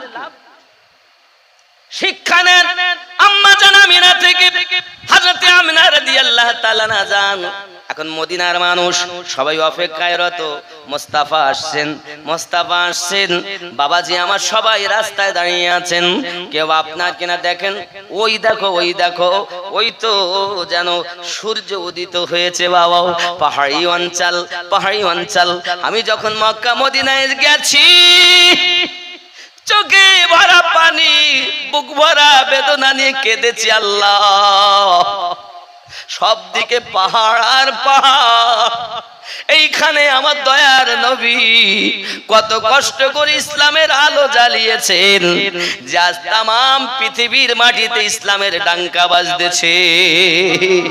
বন্ধুরে মনে বড় কল্পনা, মনে বড় জল্পনা, আমার নবীর প্রেম করো, ভালোবাসো, প্রেম করলে হো জগতে লাভ, পর জগতেও লাভ। চলুন না গিয়ে যাই।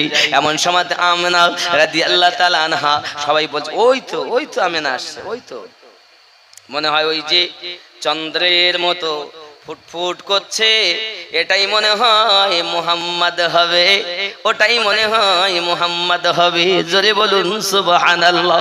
আমার নবী যখন মদিনায় পৌঁছালেন, ইয়াসরিব দেশে পৌঁছালেন, আমার নবী পাককে তারা কোলে করে নেয়। একজন আমার নবীর কদম মাটিতে ঠেকতে দেয় না, আদর যত্ন করে ইয়াসরিব দেশে নবী প্রথম যান।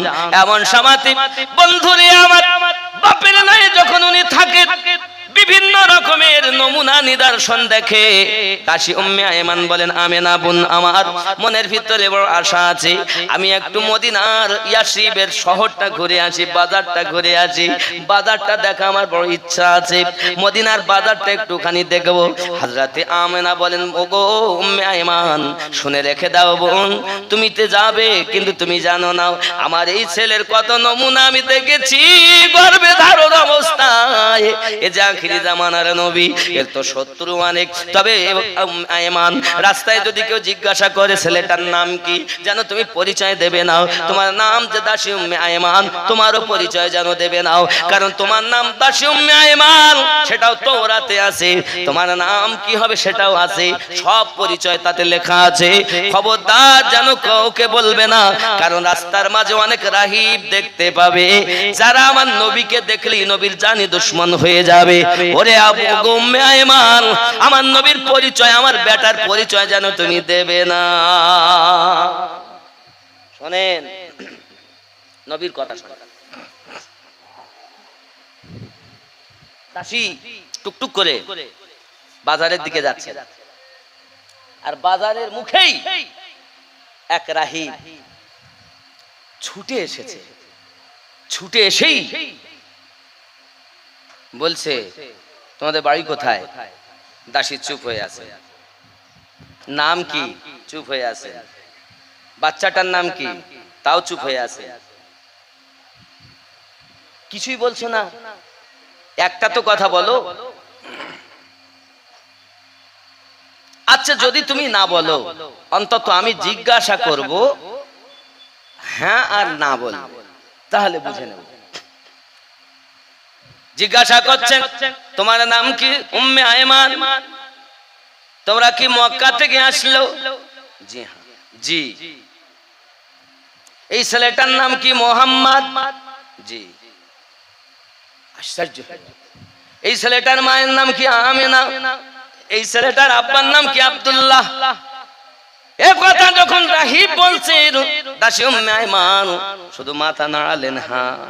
এমন সময়তে ওই রাহিব হাত জোড় করে বলে, দাসী উম্মে আয়মান, আমি তাওরাতের পণ্ডিত, আমি তাওরাতের পণ্ডিত। তাওরাত কিতাবে লেখা আছে, এই ছেলেটার নাক নকশার কথা, ওই ছেলেটার আব্বার কথা, ওই ছেলেটার দাদুর কথা, এই মুহাম্মাদের মায়ের কথা, ওই ছেলেটা সর্বপ্রথম এই মদিনা শহরে দাসী উম্মে আয়মানের সঙ্গে আসবে, সেটাও তাওরাতে লেখা আছে। হাত জোড় করে অনুরোধ করি রে দাসী উম্মে আয়মান, বাজারের ভিতরে যেও না, অনেক দুশমন রাস্তায় দাঁড়িয়ে আছে, বসে আছে, মুহাম্মাদকে পেলে তারা ছাড়বে না। যাও দাসী, ফিরে যাও, আমার অনুরোধ করি, তোমায় হাত দুটো ধরে বলি। দাসী উম্মে আয়মান বলে, মনে বড় আশা ছিল যাব মদিনা শহর দেখব, কিন্তু মদিনা শহর দেখতে পারলাম না, আমার নবীকে নিয়ে ফিরে চলে যান। হযরতে আমেনা বলেন, উম্মে আয়মান খবর কি? ডাক দিয়ে বলতেছেন, ওগো আমেনা, গিয়েও যেতে পারলাম না। কেন ডাক দিচ্ছেন? এই কারণে যে আমি গিয়েও যেতে পারি নাই, তার একমাত্র কারণ অনেক দুশমন নাকি পথে বসে আছে, দাঁড়িয়ে আছে, তারা তাওরাতের পণ্ডিত। ওগো বোন আমিনা, আমি নিজেও তো আগে জানতাম না, আমি দাসী উম্মে আয়মান, আমার নামটাও যে তাওরাতে লেখা আছে আমি জানি না, এই ছেলে যে আখিরি জামানার নবী আমি তাও জানতাম না। সঙ্গে সঙ্গে বলছেন, বোন আমেনা, বোন ওগো দাস, ওগো বোন উম্মে আয়মান, আমি আমেনা বলি, শোনো, পৃথিবীর জমিনে আমার এই সন্তানের যে কত মুজিজা একমাত্র আমি জানি, আর ওকে যে লালন পালন করেছি হালিমাতু সাদিয়া সে জানে অনেক কথা। দাসী উম্মে আয়মান, চলো না আর আমাদের মদিনায় থাকা হবে না, ইয়াসরিব দেশে আর থাকা হবে না। ইয়াসরিব থেকে আমরা এবার রওনা দেব আবার মক্কার পথে। আব্বাজি আমার সোনা মানিক, মানুষ দলে দলে দুশমন, কারণ নবী যখন এসেছি কেউ না কেউ তো দেখছে, সংবাদ পায়, দলে দলে মানুষ দেখতে আসে, কারণ আমার নবীর নূর চেহারা এমন। আল্লাহ পাক বলেন ওয়াদ-দুহা ওয়াল-লাইলি ইযা সাজা, আমার নবীর চেহারা হলো ওয়াদ-দুহা। কখনো বলেছেন ওয়াদ-দুহা, কখনো আমার নবী পাকের শান বলতে আল্লাহ বলেছেন ইয়াসিন, কখনো বলেছেন তাহা, কখনো বলেছেন মুজাম্মিল, কখনো বলেছেন মুদাথ্থির। আমার নবীর তুলনা নাই, আমার নবীর নূর চেহারার তুলনা নাই।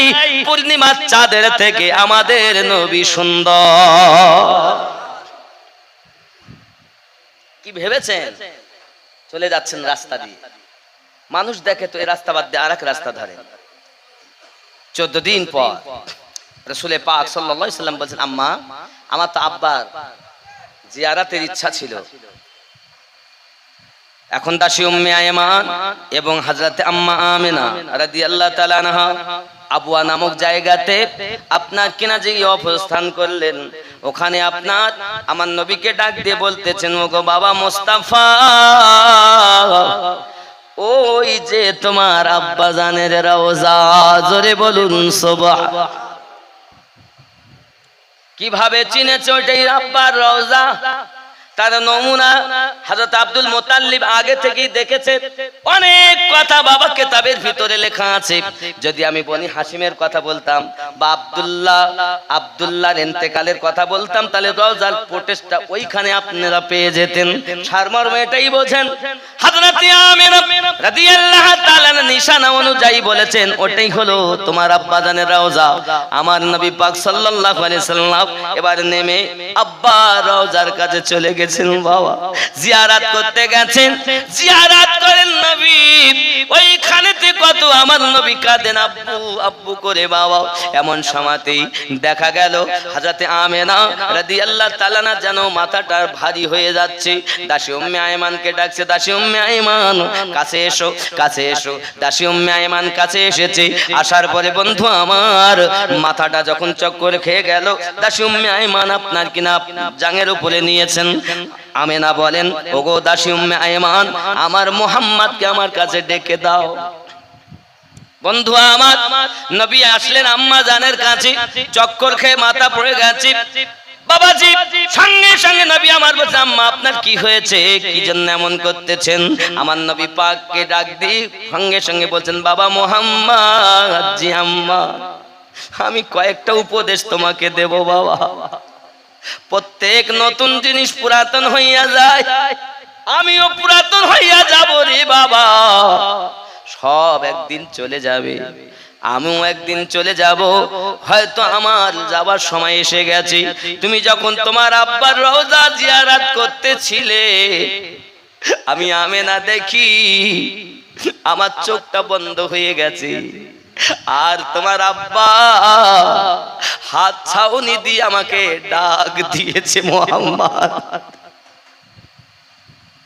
কিতাবের মধ্যে এসেছে, যদি কোন ইন্তিকাল করা ব্যক্তি কাউকে যদি শব্দের মাধ্যমে ডাক দেয়, তাহলে এটা মৃত্যুর লক্ষণ। এ মুহাম্মদ, আমার মুস্তাফা, আমার কলিজার টুকরা বাবা, আমি তোমাকে উপদেশ দেই, তোমার আব্বা যখন আমার হাত ছাউনি দিয়েছে, আমি আর বাঁচবো না, আমি হয়তো এখানেই মারা যাব। তবে আমি তোমাকে বলি বাবা, তুমি যখন মদিনা মক্কায় চলে যাবে, তোমার দাদুর সঙ্গে সমস্ত ঘটনা খুলে খুলে বলবে, আমার কথা বলবে। আর তোমাকে একটা উপদেশ দেই বাবা, তুমি জানো কোনোদিন খেলতে যাবে না বাবা, খেলা করতে যাবে না, খেলা করতে যাবে না। বলো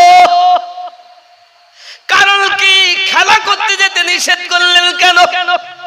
কারণ খেলার সময় হলে বাচ্চারা একত্রিত হয়, খেলা করে। সন্ধ্যার একটু আগে আপন আপন পিতা এসে বাচ্চা নিয়ে যায়। ওগো মুস্তাফা, এতদিন আমি আমিনা তোমারে লইয়া এসেছি, আজ তো আমি আর থাকবো না। খেলতে যখন যাবে তখন তোমার আব্বার কথা মনে পড়ে যাবে, তোমার মায়ের কথা মনে পড়ে যাবে, তুমি কাঁদবে। আমি না সইতে পারবো না রে বাবা, আমাকে কথা দাও যেন তুমি কোনোদিন খেলতে যাবে না।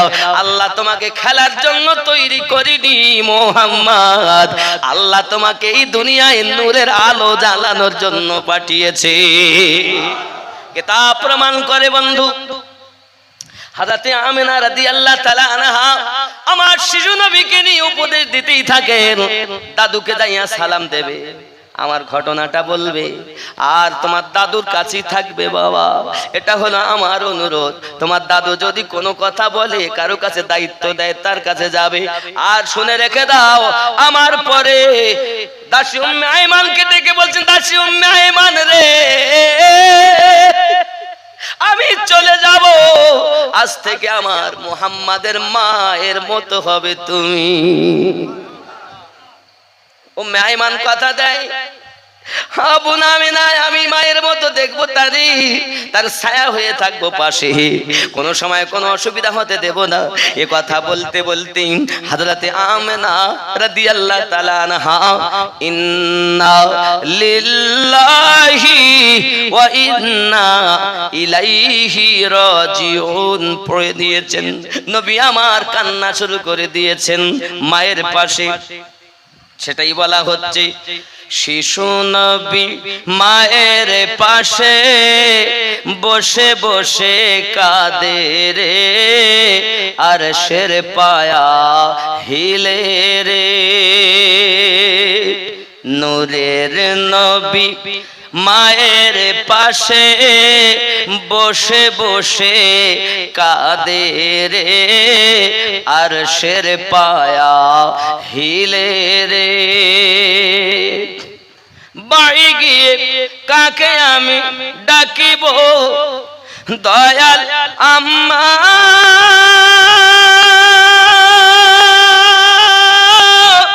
কে বা আমায় কোলে নেবে, কে বা দিবে মুখে চুমা,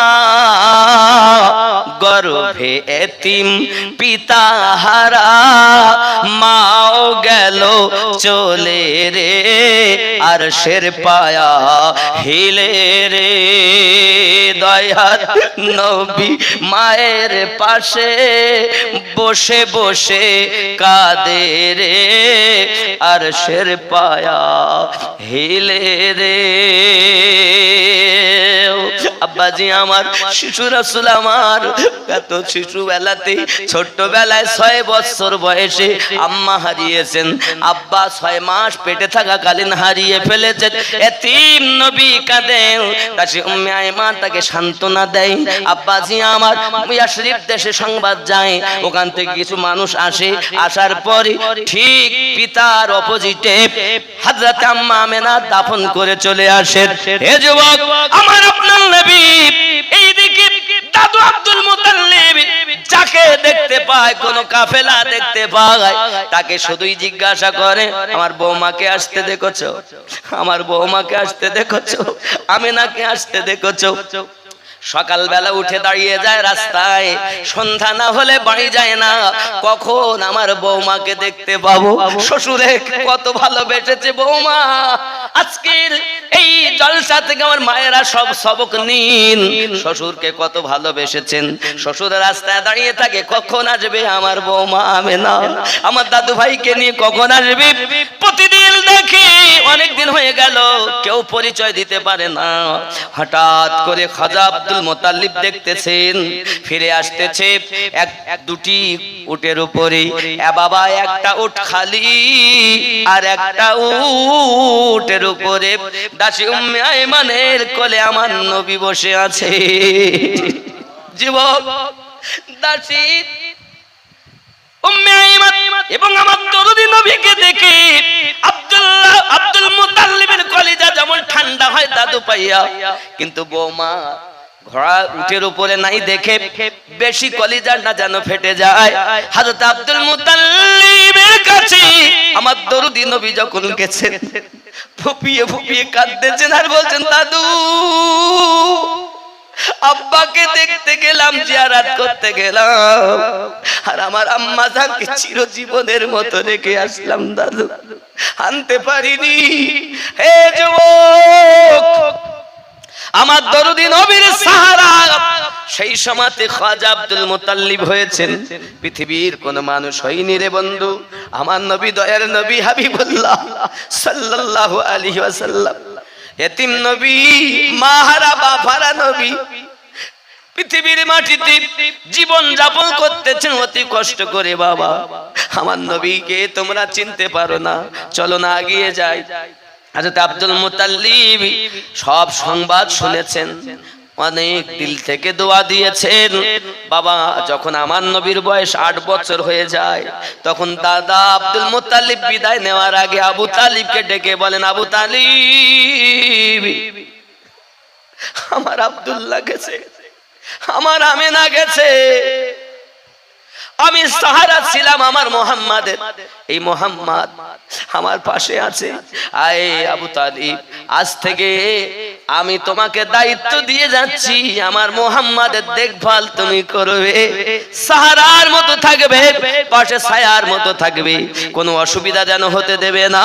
চিৎকার মেরে বলুন না ইয়া রাসূলুল্লাহ। বন্ধুরে, অনেক কথা এখনো আবু তালিব রাদিয়াল্লাহু তাআলা আনহু আপনার কিনা সন্তান জন্ম নেয়নি। আমার নবী থেকে 10 বছরের ছোট হযরত আলী, নবী থেকে 10 বছরের ছোট। আমার নবী তো কেবল 8 বছরে দাদা হারাচ্ছেন, আর সেই সময়তে আমার নবী পাক সাল্লাল্লাহু আলাইহি সাল্লামের আবু তালিবের কাছে আশ্রয় পাচ্ছেন, আলীর জন্ম হয়নি। বন্ধু আমার, কথা বলতে গেলে নবী পাকের যদি এইভাবে জীবন ইতিহাস আমি বলতে চাই, তো আসল জায়গায় যাওয়া যাবে না, অনেক ঘটনা আছে বাবা। আমার নবী পাকের পেশাব মোবারকের বর্ণনা করতে গেলে ঘন্টার ঘন্টা চলে যাবে, পায়খানা মোবারকের বর্ণনা করতে গেলে ঘন্টার ঘন্টা চলে যাবে। মাথা থেকে পা পর্যন্ত যে নবীর মুজিজা, আল্লাহ পাক আল্লাহ তাআলা কোন নবীকে একটি মুজিজা দিয়েছেন, যেমন মুসা নবী ছিল লাঠি মুজিজা, কোন নবীকে 2টি, কোন নবীকে 3টি, কোন নবীকে 5টি মুজিজা দিয়েছেন। আর আমাদের নবীর মাথা থেকে পা পর্যন্ত মুজিজা, আমার নবীর চলা মুজিজা, আমার নবীর বলা মুজিজা, আমার নবীর থুতু মোবারক মুজিজা। জোরে কন্না সুবহানাল্লাহ। বন্ধুরে বন্ধুরে, আমি আমার নবীর প্রশংসা কত করব, যা করি সব থেকে কম হবে, কারণ আমার আল্লাহই বলেন ওয়ারাফানা লাকা যিকরাক, मैंने आपके जिक्र को बुलंद किया है। চলুন না আমি রেখে দেই ওইখানে, আসুন না ওই মদিনায় চলে যাই, যেখানে একজন ব্যক্তি নিজেকে ক্ষমা চাওয়ার জন্য এসেছে। মনে আছে? মনে আছে ঘটনা? মদিনার মাটিতে আমার নবী রওজার কাছে এসে বলতেছেন, ইয়া রাসূলুল্লাহ, ইয়া হাবিবাল্লাহ, আপনার দরবারে আসা আমার কাজ, আর আমাকে বখশিয়ে নেওয়া আপনার কাজ। জোরে বলুন না ইয়া রাসূলুল্লাহ। মাজার মোবারকে নবী আমার শুনছে, মাজার মোবারক থেকে হাদিস সাক্ষী আছে, হাদিসের ভিতরে লেখা, এই আয়াতের তাফসীরের ভিতরে লেখা, ওই সময় মাজার মোবারক থেকে আওয়াজ আসছে, কদ গুফির লাক, আয় গোলাম চিন্তা করতে হবে না, আমার আল্লাহ তোমাকে মাফ করে দিয়েছে। बिगड़ी भी बनाएंगे, जलवे भी दिखाएंगे, बिगड़ी भी बनाएंगे, जलवे भी दिखाएंगे, जलवे भी दिखाएंगे, घबराओ ना दीवानो, आका बुलाएंगे, घबराओ ना दीवानो, आका बुलाएंगे। अल्लाहुम्मा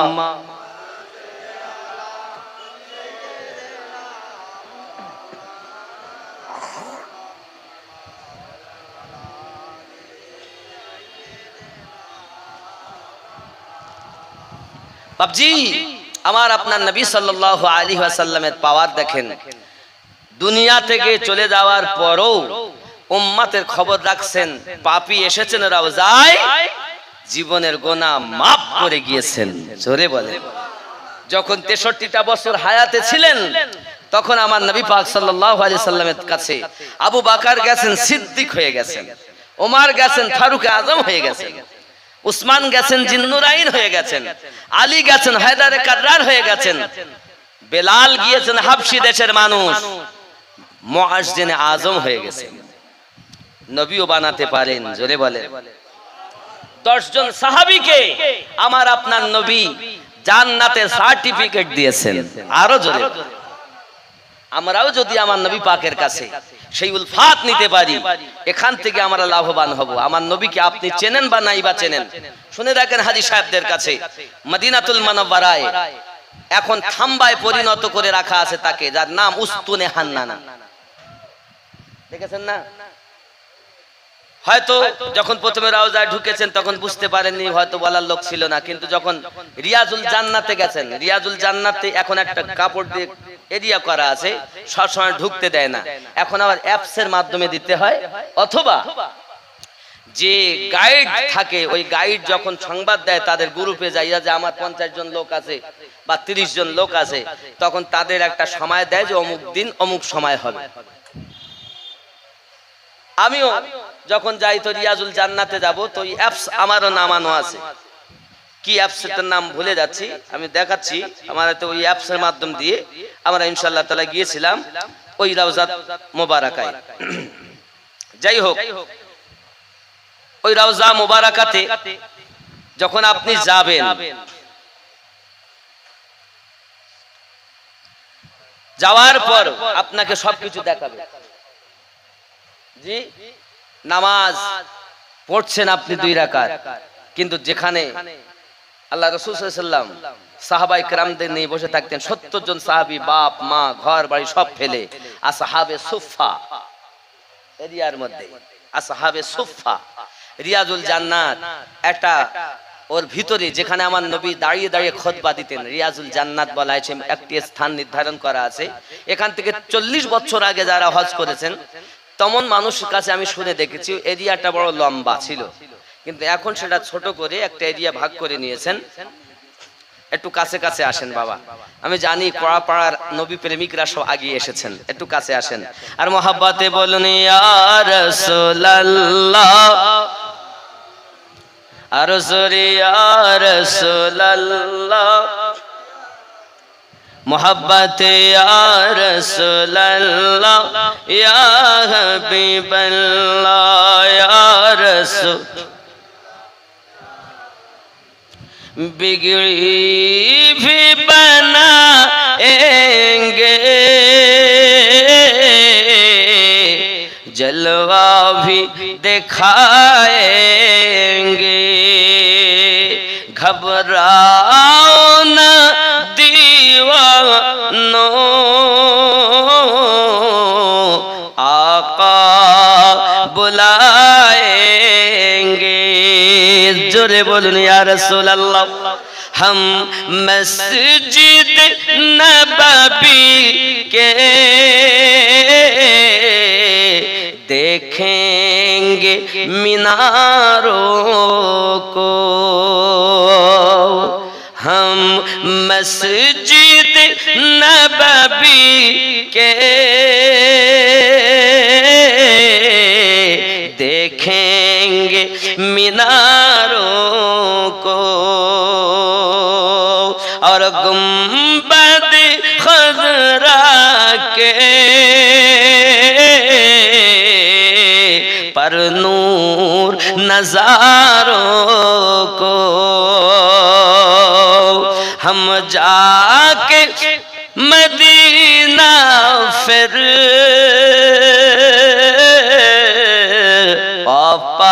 पास ना आएंगे। घबराओ ना दीवानो,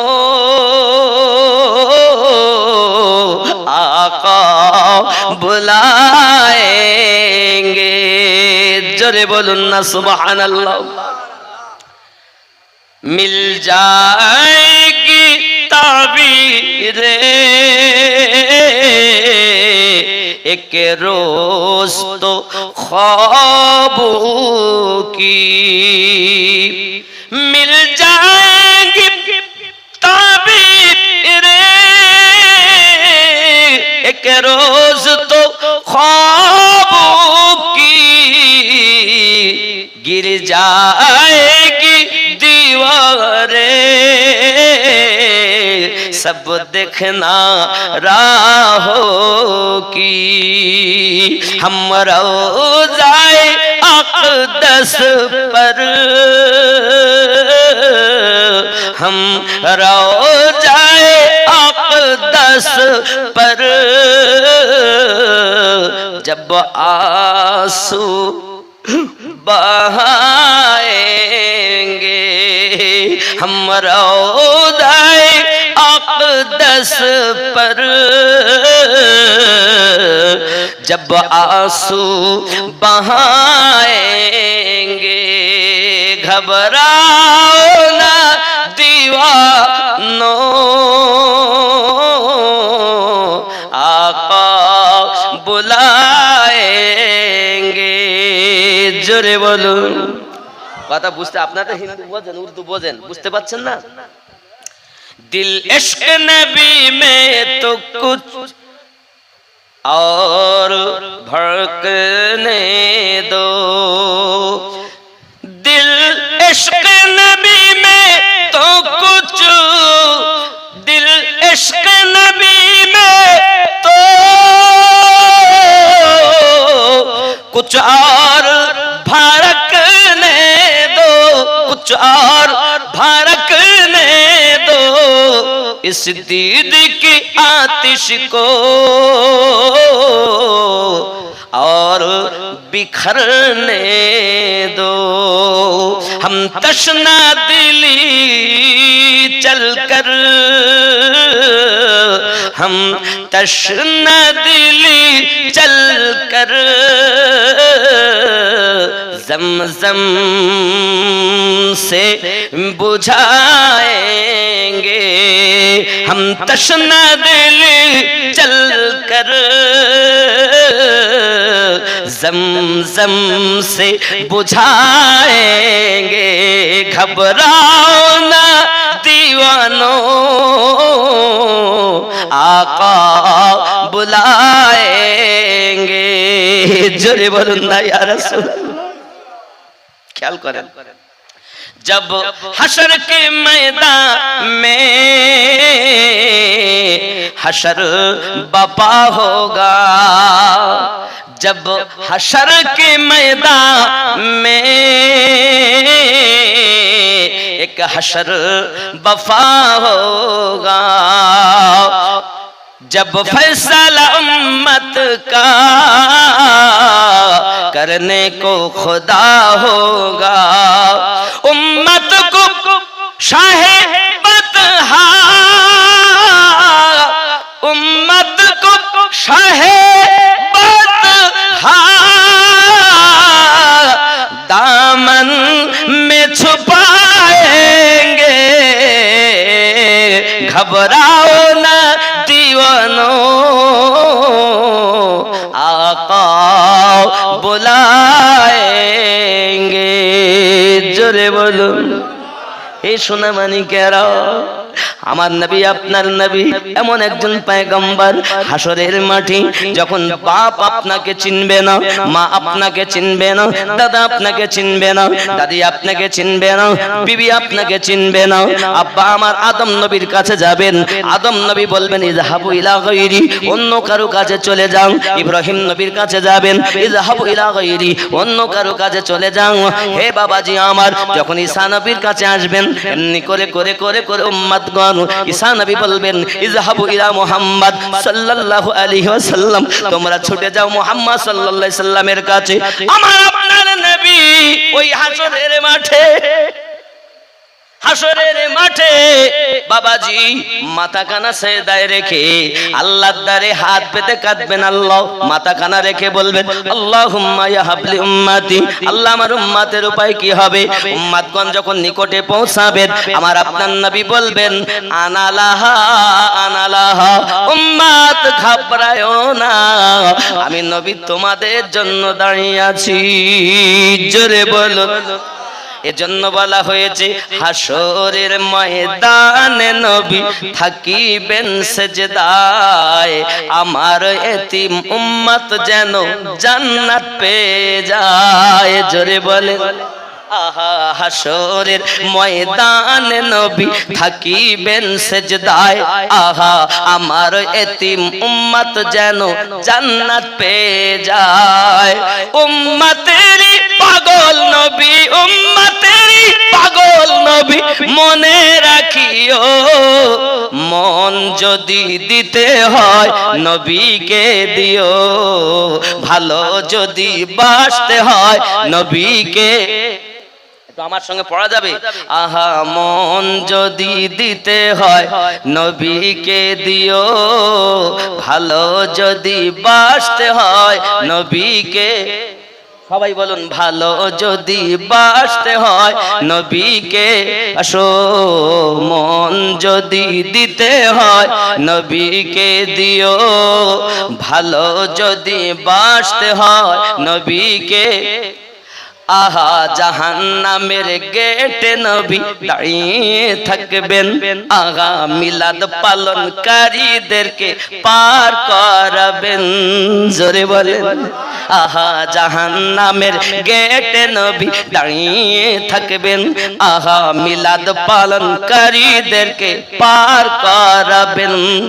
সেই নবীজির মহব্বতে, সেই নবীজির মহব্বতে কিয়াম করিও, মন যদি দিতে হয় নবীকে, আহা ভালো যদি বাসতে হয়। খুব মহব্বতে সবাই বলুন আমার নবী শুনছেন, আমার নবী দেখছেন। আহা ভালো যদি বাসতে হয় নবীকে বাসো, ভালো যদি বাসতে হয় নবীকে। জোরে বলুন না ইয়া রাসূলুল্লাহ। আহা পুলসিরাতের পারে নবী দাঁড়িয়ে থাকবেন, আহা পুলসিরাতের পারে নবী দাঁড়িয়ে থাকবেন, আহা দরুদ পড়া উম্মতগণকে পার করাবেন। ইয়া রাসূলুল্লাহ, ইয়া হাবিবাল্লাহ, হুজুর দরুদ পড়াদেরকে পার করবেন কেন? আমার আল্লাহ পাক বলতেছেন ইন্নাল্লাহা ওয়া মালাইকাতাহু ইউসাল্লুনা আলান নবী, আমি আল্লাহ আমার ফেরেশতাদেরকে নিয়ে নবীর প্রতি দরুদ শরীফ পড়ি। ইয়া আইয়ুহাল্লাযিনা আমানু সাল্লু আলাইহি ওয়া সাল্লিমু তাসলিমা, আই ইমানদার বিশ্বাসীগণ তোমরা আমার নবীর প্রতি দরুদ সালাম পাঠ করো, পৌঁছাও। জোরে বলেন না সুবহানাল্লাহ। আহা জাহান্নামের গেটে নবী দাঁড়িয়ে থাকবেন, আহা পুলসিরাতের পারে নবী দাঁড়িয়ে থাকবেন, আহা দরুদ পড়া উম্মতগণকে পার করাবেন। ওগো সেই নবীজির মহব্বতে, সেই নবীজির মহব্বতে পাগল হইও, মন যদি দিতে হয় নবীকে দিও, ভালো যদি বাসতে হয় নবীকে।